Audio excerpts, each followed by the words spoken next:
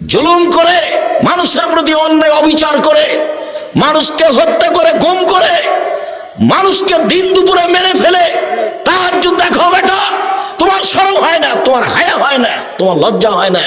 দিন মজুরি করে খাও, উপার্জনের পথ চারটা।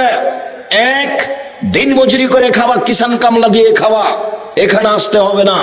দুই, চাকরি করে খাওয়া, 500 টাকা বেতন হোক তাতে আসে যায় না। তিন, জমি চাষ করে খাওয়া, এগুলো উপার্জনের পথ।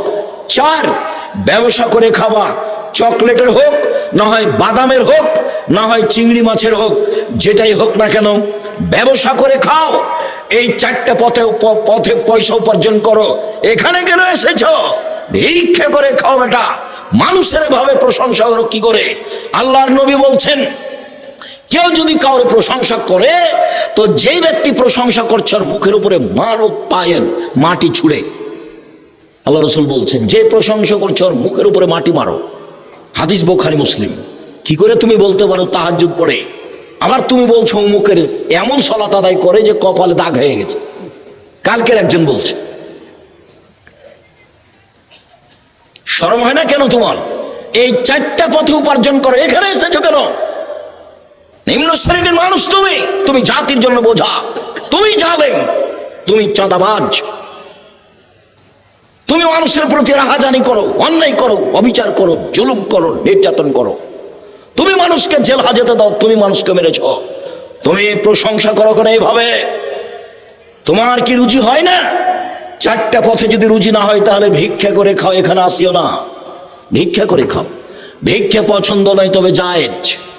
আব্দুল ওয়াহেদ সাহেব, এটা হচ্ছে বাগেরহাট জেলা খুলনা অন্তর্গত, ভিক্ষা করে খেতে হবে না। চিংড়ি মাছ অনেক উপার্জন ইয়ে হয়, চাষ হয়, ভালো, ঠিক আছে, আমি ভিক্ষা করে খেতে বলিনি, আমি বলছি শেষ উপার্জনের পথ হলো ভিক্ষা করে খাওয়া। এখানে এসেছি কেন?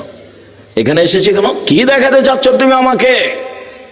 মানুষের প্রতি জুলুম করে মরলেই জাহান্নাম।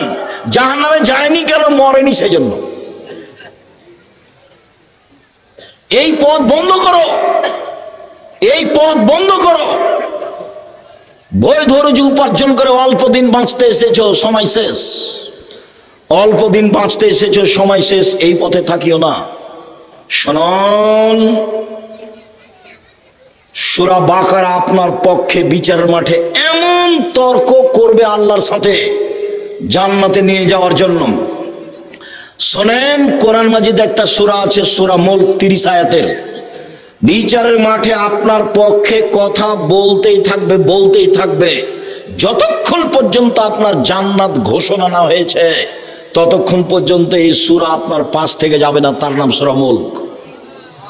শুনুন, 4 শ্রেণীর মানুষের কবরের শাস্তি হবে না। 1, রাতে সূরা মুলক পড়ে যে। 2, পেট ব্যথায় মারা যায় যে। 3, জুমার দিন মারা যায় যে। 4, শহীদ হয় যে। মনে থাকবে না মনে হয়?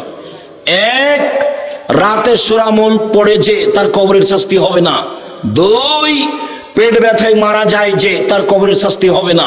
3, জুমার দিন মারা যায় যে, তার কবরের শাস্তি হবে না। 4, শহীদ হয় যে, তার কবরের শাস্তি হবে না। 4টের 3টা কঠিন, প্রথমটাই সহজ।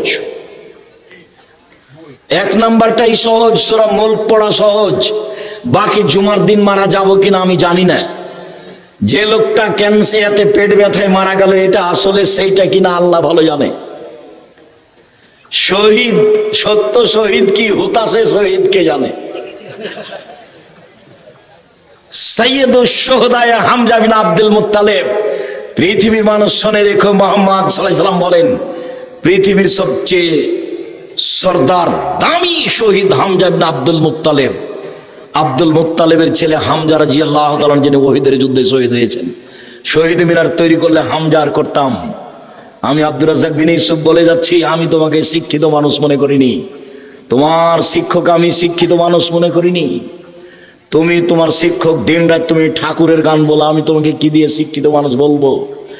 ঠাকুর বাঙালিদের শত্রু, ঠাকুর ভারত বাংলাদেশ পাকিস্তানের শত্রু, ঠাকুর জাতির শত্রু, ঠাকুর ঢাকা বিশ্ববিদ্যালয়ের শত্রু, ঠাকুর মুসলমানের শত্রু, ভারত পাকিস্তানের মুসলমান যখন ইংরেজের হাতে নির্যাতিত, তখন ঠাকুর লন্ডনে মুচপাকায়। সেই ঠাকুরের গান আমার ছেলে মেয়ে বলবে, প্রত্যেকদিন ঘুম থেকে উঠে বলবে, ও কালিমা তোমার আকাশ, ও কালিমা তোমার বাতাস। আমি বলিনি, আমার ছেলে মেয়ে বলেনি, দেহে শ্বাস থাকাকালীন বলবো না তুমি কাপুরুষ, তোমার বাপ কাপুরুষ, তোমার জাতি কাপুরুষ। এ দেশে 18 কোটি মানুষ বসবাস করে, কেউ একটা এমন একটা ছেলে জন্ম দিল না যার ছেলে একটা গান বলবে মুসলমান হিসাবে, তার গানটা বাঙালিরা বলবে। একটা হিন্দু ঠাকুর মুসলমানের শত্রু, জাতির শত্রু, তার সেই ঠাকুরের গান তুমি বলো, তোমার শরম হয় না কেন? তোমার হায়া হয় না কেন? তোমার লজ্জা হয় না কেন? তোমাকে খারাপ লাগে না কেন? কে তোমাকে শিক্ষিত মানুষ বলেছে? আমি আব্দুর রাজ্জাক বিন ইউসুফ 90 সাল থেকে নিয়ে এখন পর্যন্ত একদিনও বলিনি, 1 মিনিটের জন্য বলিনি তোমাকে আমি শিক্ষিত মানুষ। আমি যদি তোমাকে মূর্খ প্রমাণ করতে না পারি, আমি জাতির সামনে বক্তব্য দেব না। 36 বছর থেকে বলছি। কতদিন থেকে? 36 বছর থেকে বলছি একই কথা। তোমার চলে, আমার চলে না।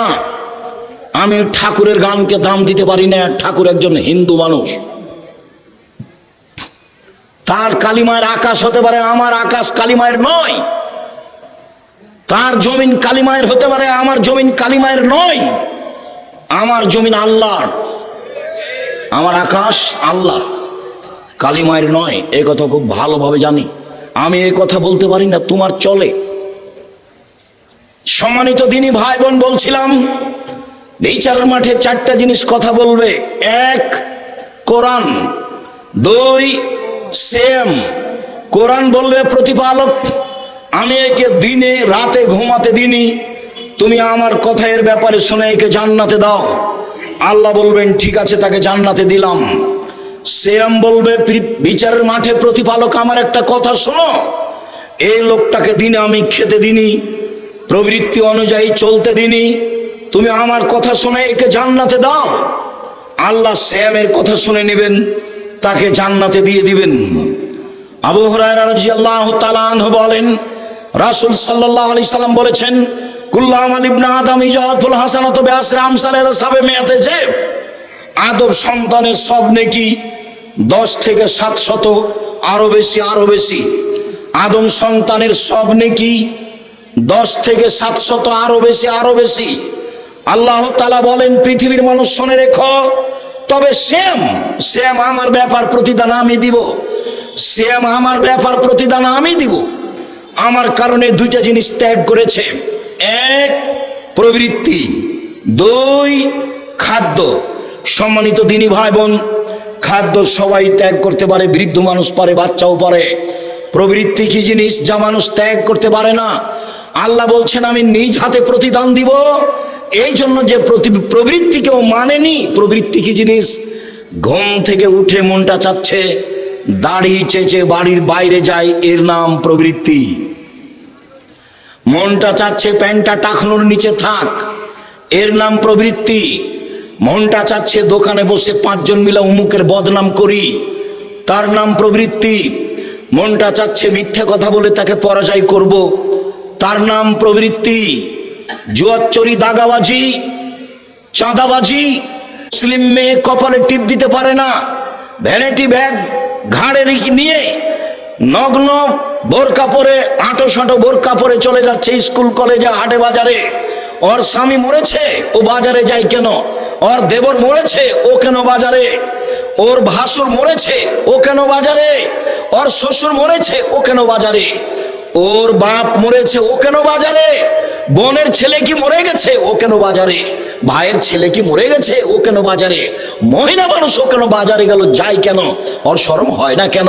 ওর হায়া হয় না কেন? ওর লজ্জা হয় না কেন? ওর শরম হয় না কেন? ও বাজারে যায় কেন? যাবে কেন? ওর কি কেউ নেই? ও কি একাই পৃথিবীতে? সবকিছু কি মেরে খেয়েছে? যাবে কেন? ওর বাপের স্বভাব খারাপের জন্য যায়। ওর স্বামী নিম্ন। রাসূল সাল্লাল্লাহু আলাইহি ওয়াসাল্লাম বলেন, হজবাতিন নার বিশাওয়াত হজবাতিল জান্নাত বিল মাকারিহি। কষ্ট ক্লেশ দিয়ে, নিয়ম নীতি দিয়ে জান্নাত ঘেরা আছে, মনের ইচ্ছা দিয়ে জাহান্নাম ঘেরা আছে। মন মতো চলে যারা জাহান্নামে যাবে তারা, ইচ্ছা মতো চলে যারা জাহান্নামে যাবে তারা, প্রবৃত্তি মানে যারা জাহান্নামে যাবে তারা। মন মতো চলে যারা জাহান নামে যাবে তারা, ইচ্ছে মতো চলে যারা জাহান নামে যাবে তারা, প্রবৃত্তি মানে যারা জাহান নামে যাবে তারা।